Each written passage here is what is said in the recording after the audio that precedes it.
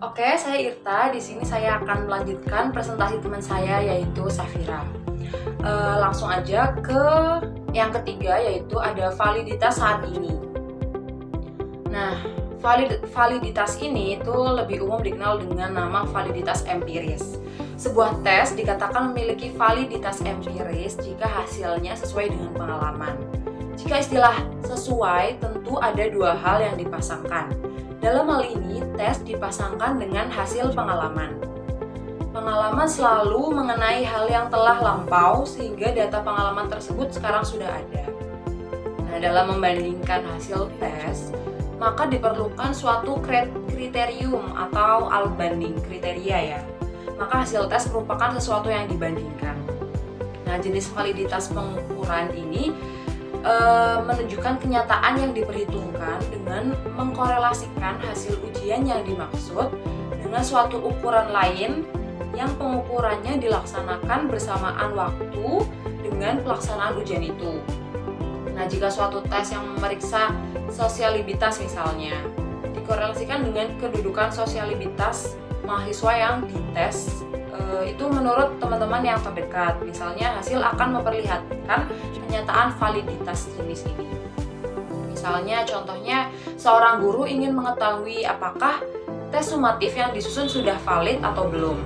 Nah, untuk itu diperlukan sebuah kriterium masa lalu yang sekarang datanya dia miliki, misalnya itu nilai ulangan harian atau nilai ulangan sumatif yang lalu. Nah, yang keempat itu ada validitas setara atau validitas pengukuran setara atau congruent validity.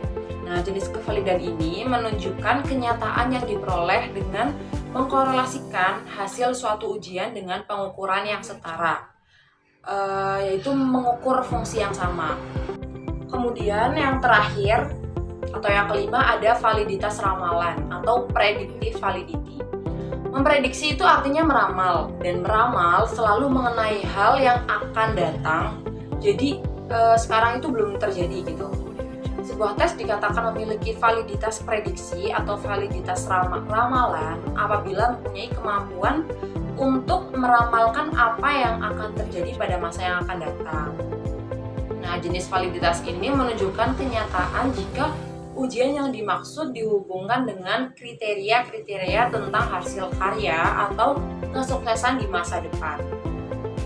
Jika suatu tes bakat skolastik diberikan pada siswa SMU misalnya, dikorelasikan dengan prestasi mereka di perguruan tinggi, maka kenyataan yang diperoleh itu akan menunjukkan validitas ramalan. Misalnya, tes masuk perguruan tinggi adalah sebuah tes yang diperkirakan mampu meramalkan keberhasilan peserta tes dalam mengikuti kuliah di masa yang akan datang. Calon yang tersaring berdasarkan hasil tes diharapkan mencerminkan tinggi rendahnya kemampuan mengetahui kuliah. Jika nilai tesnya tinggi, tentu menjamin keberhasilan kelak. Sebaliknya, seorang calon dikatakan tidak lulus tes karena memiliki nilai tes yang rendah. Diperkirakan akan tidak mampu mengikuti perkuliahan yang akan datang.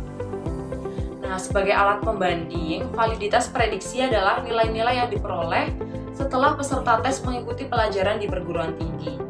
Jika ternyata siapa yang memiliki nilai tes lebih tinggi gagal dalam ujian semester 1 dibandingkan dengan yang dahulu dia nilai tesnya lebih rendah, maka tes masuk yang dimaksud tidak memiliki validitas prediksi.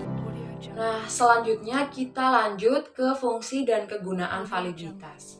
Fungsi dan kegunaan validitas sendiri adalah untuk mengetahui sejauh mana ketetapan dan kecermatan suatu instrumen pengukuran dalam melakukan fungsi ukurnya agar data yang diperoleh relevan atau sesuai dengan tujuan diadakannya pengukuran tersebut. Nah, validitas berkenaan dengan ketepatan alat penilai terhadap konsep yang dinilai sehingga benar-benar menilai apa yang seharusnya dinilai. Contohnya, menilai kemampuan peserta didik dalam belajar matematika.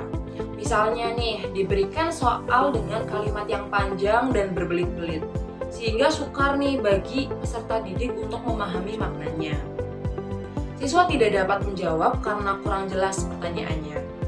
Contoh lain, menilai kemampuan berbicara tetapi di ditanyakan tentang tata bahasa atau kesusastraan seperti puisi atau sajak.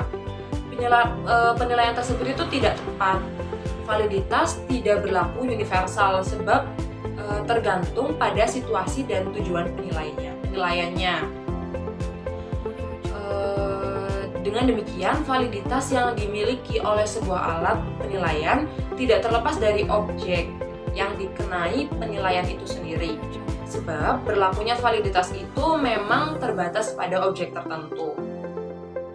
Nah, selanjutnya itu kan validitas juga dapat digunakan untuk hal-hal berikut. Yang pertama itu antara lain satu, mengukur kemampuan belajar, hasil belajar atau prestasi belajar siswa.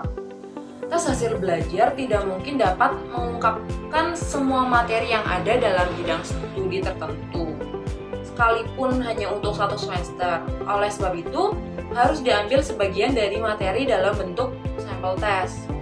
Sampel harus dapat mencerminkan materi yang terkandung dalam seluruh materi bidang studi. Nah, cara yang ditempuh dalam menetapkan sampel tes adalah memiliki konsep-konsep materi yang esensial. Misalnya, menetapkan sejumlah konsep dari setiap pokok bahasan yang ada. Dari setiap konsep dikembangkan beberapa pertanyaan tes.